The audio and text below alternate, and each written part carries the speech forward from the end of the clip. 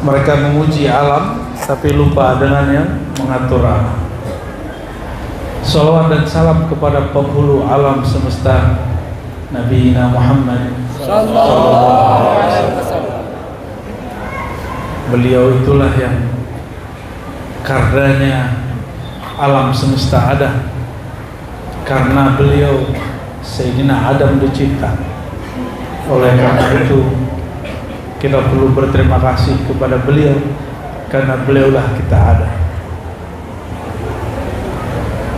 Nikmat besar ini yang tak terhingga adalah menjadi umat Nabi Muhammad sallallahu alaihi wasallam. Dalam hadis Imam Tabarani dan Hakim At-Tirmizi disebutkan ada 12 orang, 12 nabi berdoa ingin menjadi umat Nabi Muhammad sallallahu alaihi wasallam. Yang hadir ini pernah nggak berdoa begitu dulu? Nggak tahu ya. Ada yang ingat nggak? Di alam dulu, di alam kapan gitu berdoa menjadi umat Nabi Muhammad SAW? Nggak ada. Lalu kita diberi nikmat menjadi umat beliau, maka syukur ini tiadalah terhingga. Semoga kita menjadi hamba-hamba yang bersyukur berterima kasih.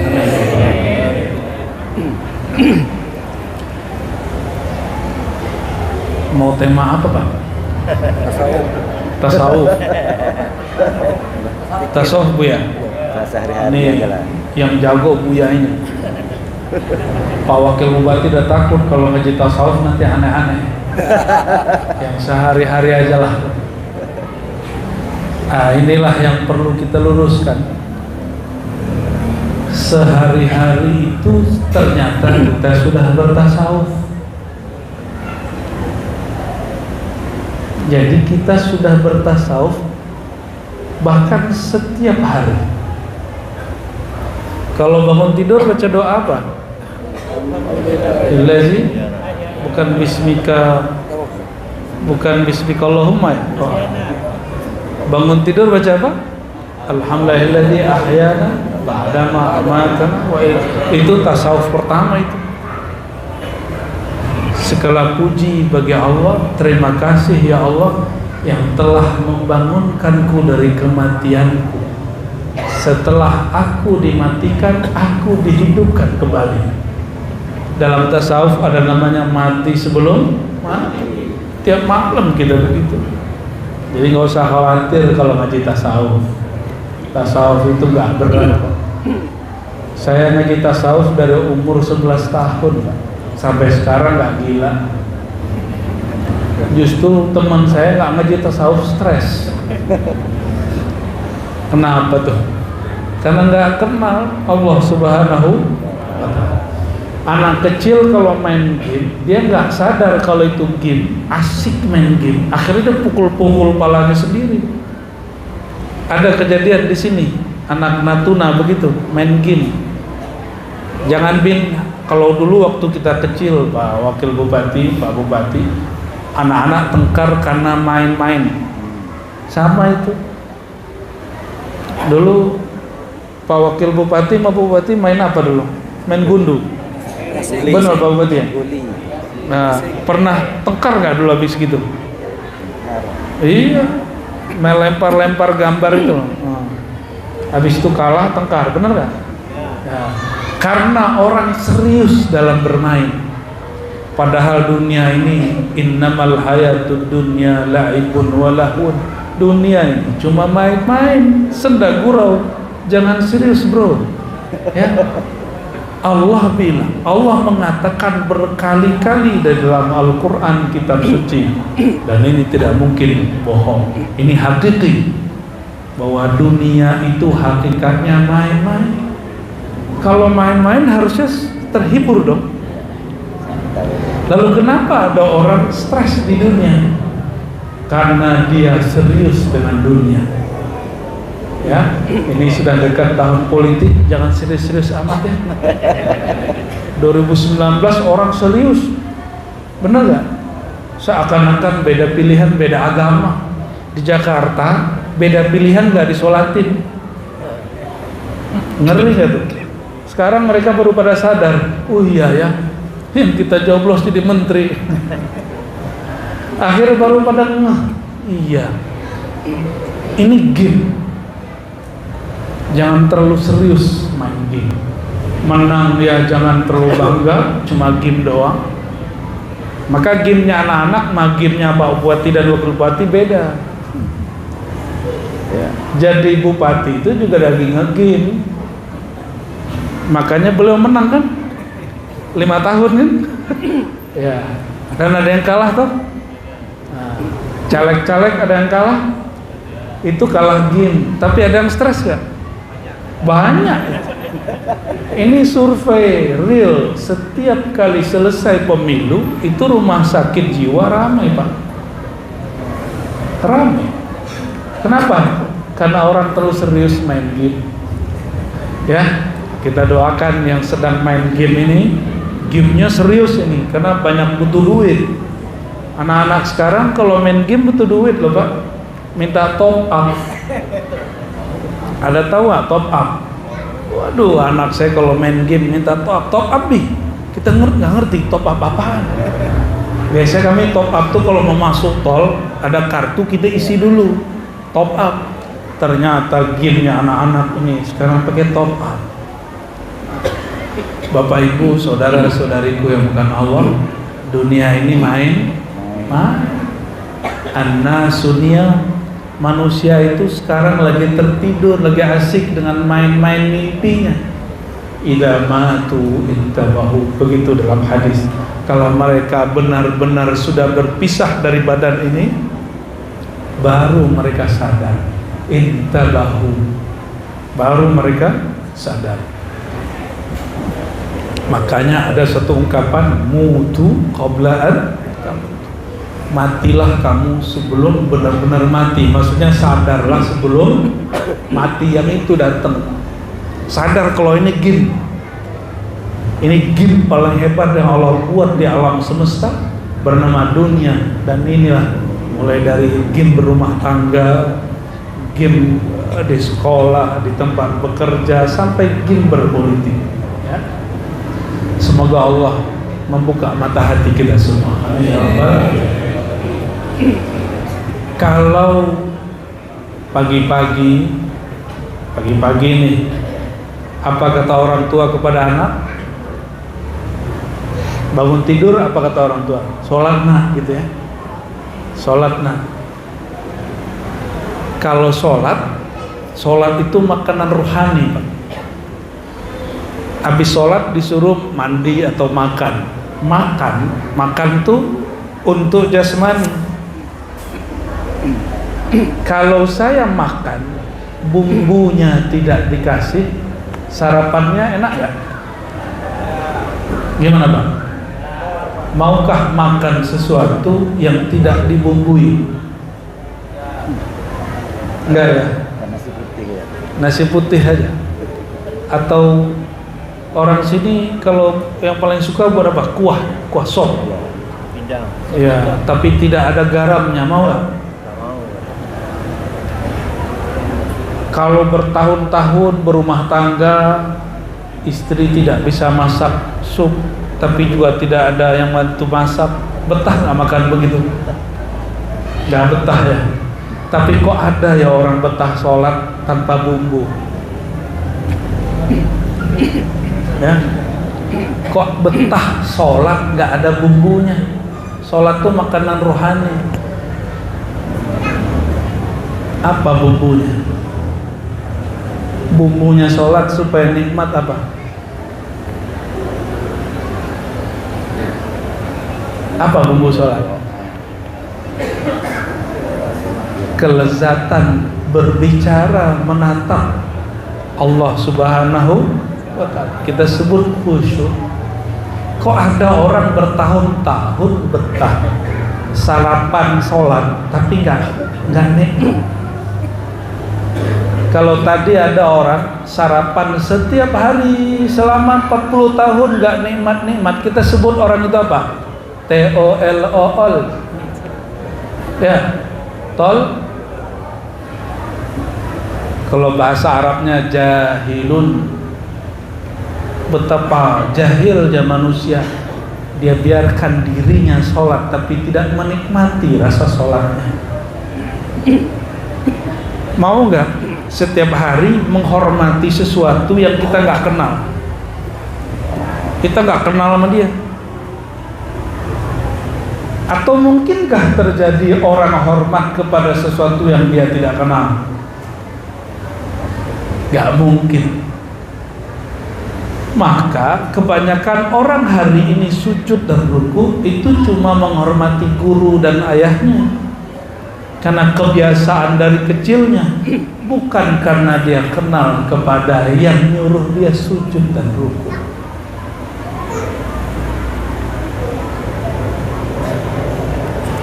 Kalau Pak Bupati dan Pak Wakil ini nyamar pakai baju kaos, orang nggak tahu, nggak ada patwal.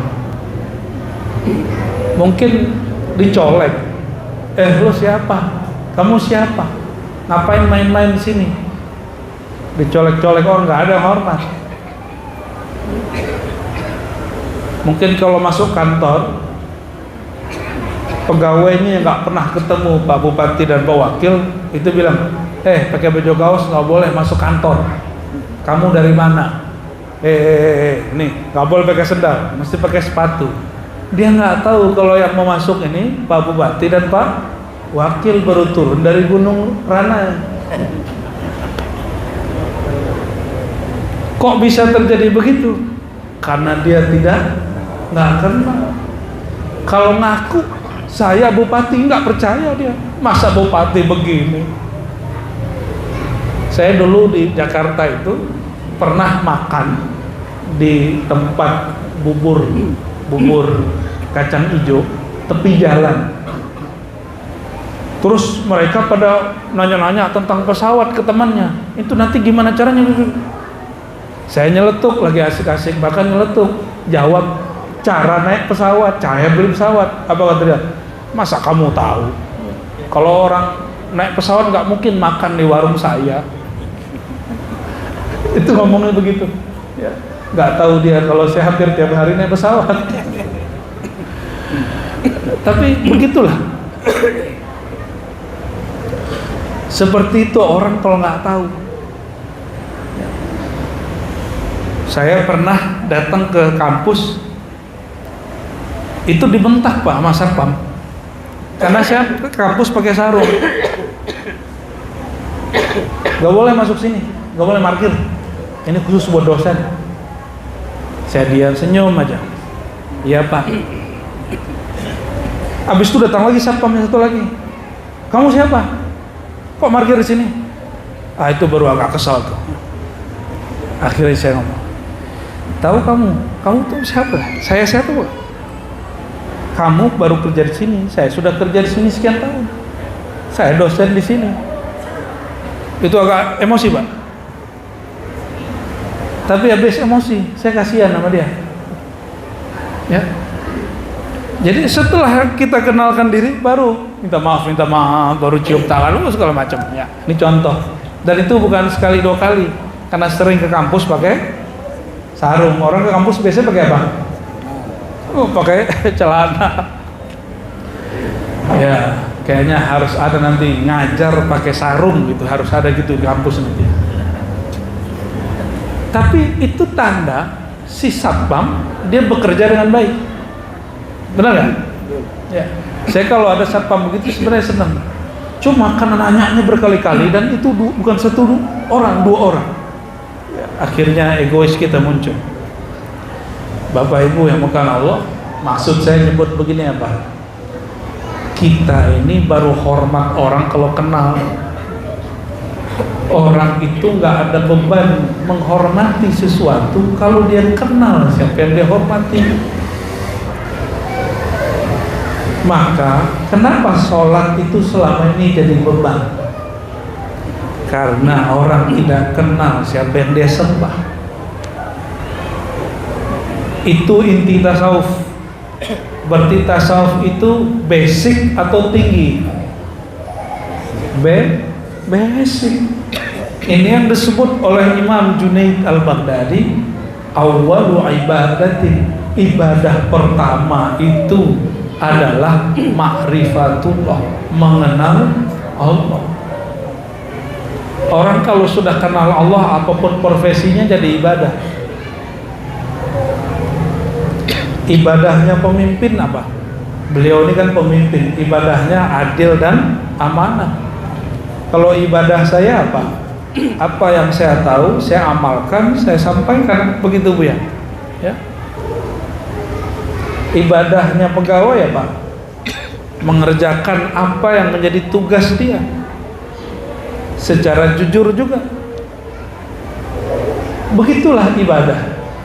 Ya. Maka ayat yang sering kita baca, wa ma khalaqtul jinna wal insa illa liya'budun, tidak aku ciptakan jin dan manusia kecuali untuk, kalau terjemahan Kementerian Agama, karena beliau ini orang Kemenak nih, untuk menyembah aku, itu terjemahan Kementerian Agama. Tapi terjemahan kan belum tafsir secara umum, secara global ya. Ini baru salah satu tafsir. Ya'budun, menyembah, bahasa Arab diterjemahkan ya'budun, menyembah, itu sebenarnya berarti ya'rifun. Siapa yang mengatakan begitu? Ibnu Abbas, sahabat Nabi. Tidak aku ciptakan jin dan manusia kecuali untuk mengenal aku, bukan langsung nyembah. Kalau langsung nyembah beban. Nah, Bapak Ibu, ini kajian ringan. Ini tubuh kita ini tubuh, punya tubuh nggak? Bener nih, coba pegang dulu badannya. Oh bener nih, punya tubuh nih. Nah, itu tubuh dari mana? Dari mana? Dari tanah apa dari api? Oke, karena dia dari tanah, pulang ke tanah. Bener, udah siap belum? Udah siap pulang belum? Karena dia dari tanah, dia pulang ke tanah. Ini tubuh zahir. Maka tubuh ini mesti dia mendekat ke tanah. Itu sebabnya sujud. Orang-orang terdahulu, mereka punya ritual menyerap tenaga alam. Maka mereka pegang-pegang tuh tanah, tangannya begini ya. Kita nggak perlu begitu, kita cukup sujud kepada yang menciptakan tanah, maka kekuatan alam langsung menjadi kekuatan kita. Nggak perlu nyerap-nyerap kita, cukup dengan sujud yang benar, langsung badan itu selaras dengan tanah. Jadi orang sujud itu, dia kalau benar bersujud, tenaga tanah dia pulih. Oke.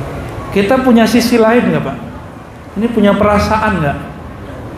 Punya perasaan? Ini hari-harian ajakan sesuai request Pak Wakil nih. Yang hari-harian punya perasaan nggak? Bener. Kalau nggak punya perasaan saya kata-katain nih. Punya perasaan nggak? Oke ya sudah, nggak jadi dikata-katain nih. Perasaan kita itu bagian dari tubuh atau bagian dari yang lain dari tubuh ini? Ya. Mayat itu punya tubuh nggak? Punya perasaan nggak? Nggak ada ya? Bener.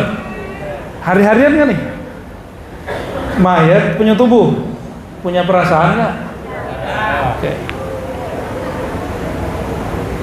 Tapi mayat punya jantung, jantungnya udah gak bergerak. Sekarang kita pindah ke makhluk lain deh ya. Si guguk kalau kata orang Natuna apa? Aso. Kalau aso di Padang itu asap ngebul. Nah, si aso itu kasar nggak ngomong gitu? Kasar ya? Standar. Si aso itu punya jantung nggak? Punya. Kita punya? Oh berarti bukan jantung ini perbedaan kita dengan si aso. Oke, coba cek. Ayam punya jantung nggak? Kambing punya jantung? Berarti bukan jantung itu khasnya manusia. Coba cek. Itu kucing punya otak nggak? Punya. Kambing? Anjing? Asok apa? Asok. Punya semua? Berarti kekhususan manusia bukan pada otak. Apa khususnya kita dibandingkan hewan-hewan dan orang yang sudah mati? Kolbu. Akal itu hanya alat. Akal itu cuma alat. Alat ini mesin pemutarnya apa? Ada yang memutarnya nafsu, ada yang memutarnya kolbu. Tergantung siapa yang memutar akal kita. Maka di Quran disebut lahum qulubun yaqiluna biha. Ada orang yang kolbunya jadi alat pemutar akalnya, tapi ada enggak.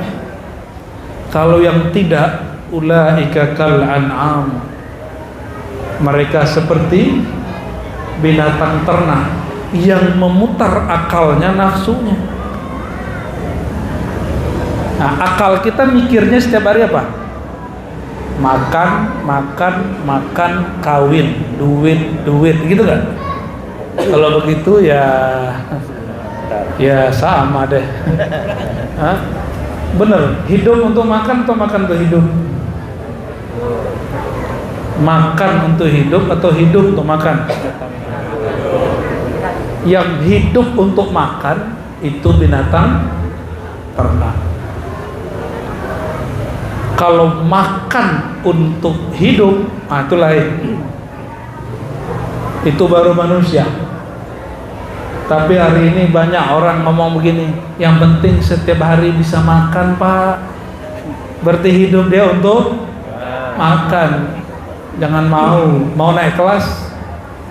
Orang kalau cuma hidup untuk makan, maka dia siap menjadi hidungnya dicolok, nanti patuh kepada tuannya walaupun yang dikerjakan tidak benar. Mau begitu ya.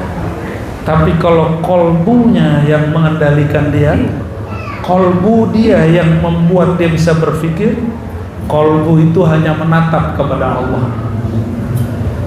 Setiap sholat baca wajah tuh nggak? Ini hari-hari ya, wajah tuh. Aku hadapkan wajahku kepada pencipta langit dan bumi. Itu yang menghadap siapa? Tubuh ini atau kolbu? Benar. Sudah terasa belum? Sudah terasa belum? Coba berani nggak ngadep mama Pak Bupati, Pak Wakil, tapi pakaiannya nggak sopan kalau di kantor? Berani nggak? Nggak berani. Kita mah guru SD aja nggak berani. Mesti pakai sepatu rapi, pakai baju rapi, mau hadap. Karena yang ditatapnya adalah baju. Allah yang ditatapnya apa? Allah nggak natap baju. Baju itu hukum syariat.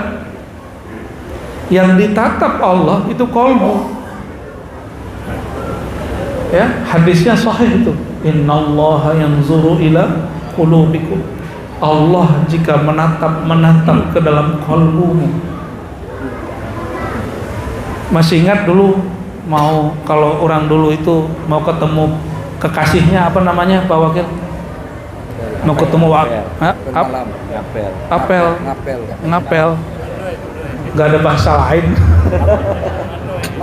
Mandoy. Oke, bahasa sini ya. Katanya Melayu sini lebih unik ya. Mendiai. Oh, aduh. Apabila Bapak ini tuan-puan ini mau mendiai. Karena yang ditatap itu wajahnya dibersihkan, benar nggak? Kalau ibu-ibu wajahnya dicat dulu, pakai dibedak. Kalau bapak-bapak ini kumisnya dibersihkan. Jika si Yayang nggak suka sama bulu-bulu, semua bulunya dicukur. Kayaknya istrinya begitu nih. Saya nih awal-awal punya jenggot, kata istri, kamu kayak kambing. Terus kenapa kamu nikah dengan yang kayak kambing? Lama-lama saya potong lah. Apa kata dia? Kok kamu lebih muda dari aku? Akhirnya sekarang kalau nggak punya jenggot, istri yang ngingetin. Alhamdulillah, maka mudahan dikit Pak. Kalau kita mau ketemu kekasih karena dia menatap muka, tubuh, pakaian, maka kita bagus-baguskan wajah, bagus-baguskan pakaian.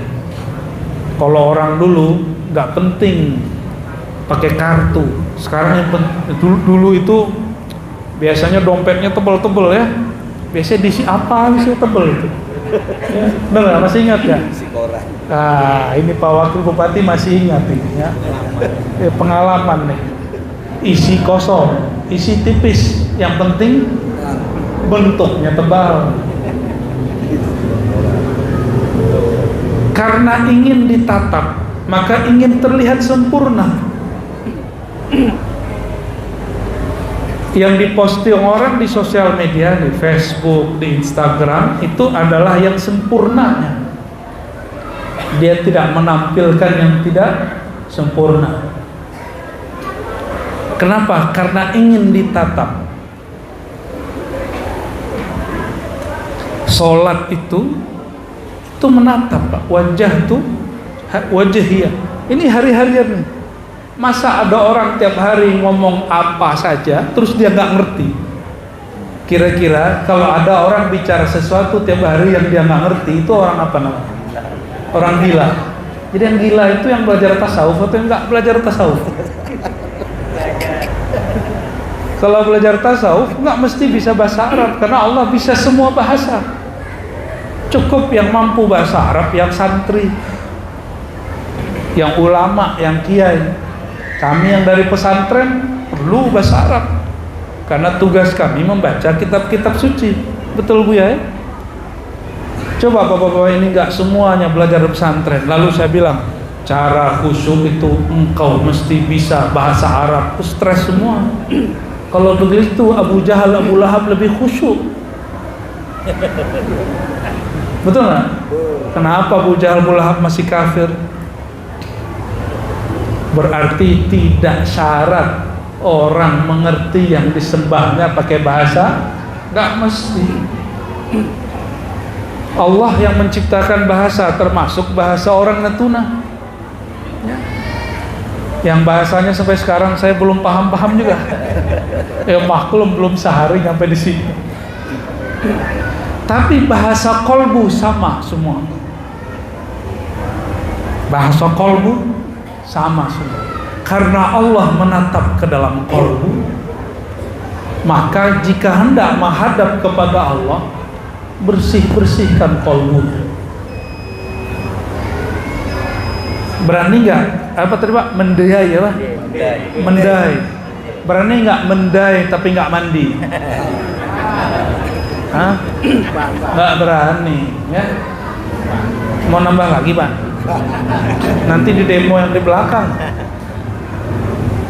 Beranikah ketemu kekasih, baju kita baju kemarin yang masih bau? Nggak berani. Beranikah handphone kita dibuka kekasih, di dalamnya ada foto yang lain? Paham maksudnya? Kalau ketemu gimana? Bisa perang dunia ke-10, bukan ketiga lagi. Sang kekasih melihat ada wajah perempuan lain atau laki-laki lain di dalam handphonenya. Kalau orang zaman dulu foto di dompet, benar nggak? Ah, sekarang nggak level. Sekarang foto udah masuk. Tapi ahli kolbu, kekasih, wajah kekasihnya masuk ke dalam kolbu. Maka saya itu nggak seneng di foto Pak, walaupun orang suka minta foto. Saya sendiri jarang foto sendiri, itu jarang. Karena bagi saya cukup hati saja yang tahu ya. Oke, Allah tatap isi kolbu. Ternyata di kolbu ada gambar yang lain, ada tujuan yang lain. Allah cemburu kan? Ini ilmu-ilmu standar ini. Katanya ngaku wajahtu, aku hadapkan wajahku kepada pencipta langit dan bumi. Ternyata saat menghadap, kalbunya ada wajah yang lain, ada niat yang lain. Berani menghadap, pasti di-delete dulu, dihapus dulu. Jika di handphonenya ada WA dari sang kekasih yang lain, pasti dihapus dulu, Pak. Bener ya? Kalau punya. Ini Buya Budi yang pengalaman ini. Ada WA dari jamaah cantik, ya, istri tahu, dihapus dulu sebelum masuk rumah. Betul gak? Oh, ini pengalaman. Waduh, bisa-bisa pulang pengkar ini. Supaya apa? Supaya yang di rumah tidak marah, supaya tidak ketahuan. Delete-nya delete permanen. Sama jika mau menghadap kepada sang kekasih sejati. Jadi kekasih kita yang di rumah itu nggak abadi.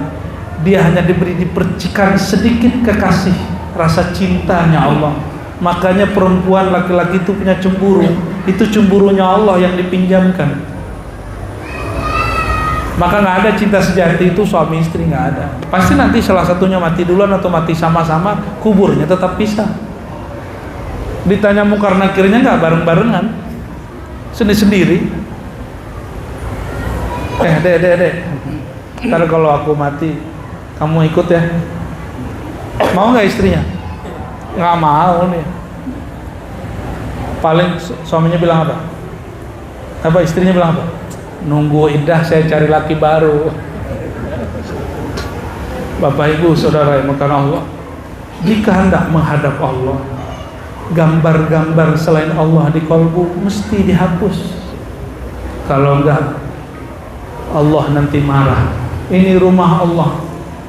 Di rumahnya sudah ada tempat ibadah belum? Mungkin pojok, samping tempat tidur, sudah ada. Jadikan itu masjid mihrab kita di rumah. Kalau mau masuk di situ, bersihkan badan, bersihkan kalbu. Latihan di sana, baru pergi ke masjid. Bersihkan dulu hati di sana, baru masuk masjid. Bolehkah perempuan atau laki-laki yang junub masuk masjid? Tak boleh. Junubnya kalbu kalau dia sedang asik mencintai selain Allah. Maka orang yang junub tidak akan diizinkan masuk ke rumah Baitullah, yaitu kalbu. Qalbul mu'min Baitullah. Kalbunya orang beriman itu Baitullah. Ini masjid nih ya, benar masjid, bukan gereja toh. Tapi sudah pernah belum melihat masjid bentuk-bentuk gereja? Sudah pernah. Berarti yang penting itu bukan kubahnya, yang penting itu kalbu yang zikir di dalam masjid. Benar. Kalbu yang berzikir dalam masjid, sehingga disebut masjid itu masjid tempat sujud karena kalbu sujud di dalamnya. Ini kubahnya 100 tapi nggak ada orang zikir di sini. Masjid atau candi atau museum. Jangan-jangan ini museum. Maka jamaah yang makan Allah, sebelum menghadap Allah, kenapa disyariatkan berwudu? Wudu itu tidak hanya membersihkan diri dari hadas, tapi yang paling penting adalah membersihkan kalbu dari gambar-gambaran selain Allah Subhanahu wa ta'ala. Itulah rahasianya. Kenapa wudu tidak sempurna jika yang berwudu tidak menyebut nama Allah di dalam kalbunya. La wudu'a liman lam yadhkur ismallah. Tidak sempurna wudu seseorang jika dia tidak menyebut nama Allah, jika dia tidak berzikir di dalamnya padanya. Jadi nanti kalau wudu nggak usah mikirin yang lain, cukup zikir, ya. Nggak usah lama-lama juga wudunya, sekali, 2 kali, 3 kali, nggak usah lebih. Nah, di saat berwudu tidak hanya yang dibersihkan wajah, iktikadkan sedang membersihkan wajah, kalbu. Kolbu ini kalau tidak kenal Allah maka dia cari muka kepada makhluk, maka dia niat. Disinilah muncul orang ingin cari muka. Cari muka itu bahasa Arabnya apa? Cari perhatian. Ya, bentuk amalnya riya. Riya itu ru'yatul amal, melihat diri kita beramal di depan orang. Itu riya. Mempamerkannya itu disebut dengan sum'ah. Jadi ibadah ke masjid supaya dilihat orang. Datang ke masjid, ke pengajian karena nggak enakan sama pengurus, sama teman, sama Pak Bupati, Wakil Bupati. Oh, kalau kemarin saya baru habis ngisi di daerah Depok, tapi bukan di kotanya, di kampung-kampung. Sebelum kita naik, saya nyesal juga datang lebih cepat. Itu caleg-caleg semua naik dan mereka berlomba-lomba. Kenalkah Tuan dengan saya caleg partai ini. Kenalkah Tuan dengan saya caleg partai ini. Mohon doa restunya. Ada yang elegan dikit ya, dia panggil anak-anak, terus dia kasih game. Habis itu dia kasih duit ya. Tunggu saya sampai 2024. Macam-macam ya. Jadi macam-macam cara orang. Ternyata di wilayah tempat saya ceramah itu, caleg-caleg diberi kesempatan untuk kampanye gratis. Ya, seharusnya mereka tunduk sama ustadz, karena yang membuat daya tarik jamaah ramai itu siapa? Ustadznya. Tapi betapa kurang ajarnya caleg itu. Selesai dia naik, majelis dia tinggal, dia nggak ngaji. Saya doakan mereka tidak terpilih.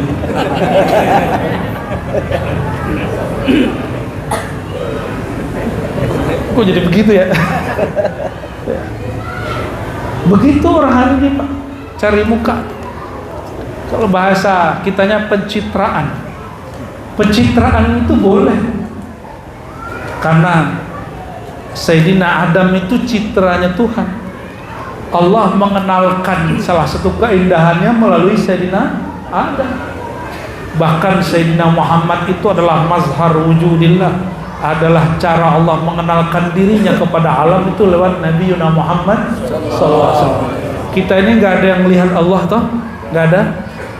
Ada yang pernah lihat Allah nggak di dunia ini? Kan nggak ada. Ada yang aku lihat Allah, saya tanya, emang yang kamu lihat kayak gimana?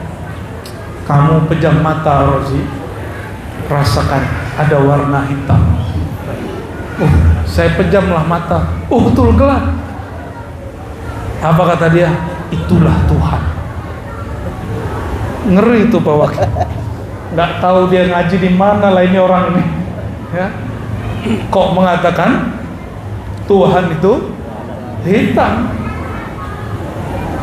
Ternyata nggak lama habis itu kejadian aneh-aneh ya.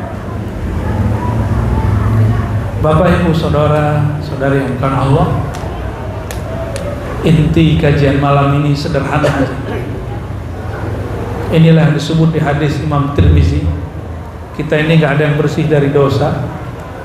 Nanti di akhirat ada orang dihisab. Kalau dihisab itu berarti diperiksa oleh malaikat yang bertugas seperti malaikat penyidik, kayak orang penyidik di sini.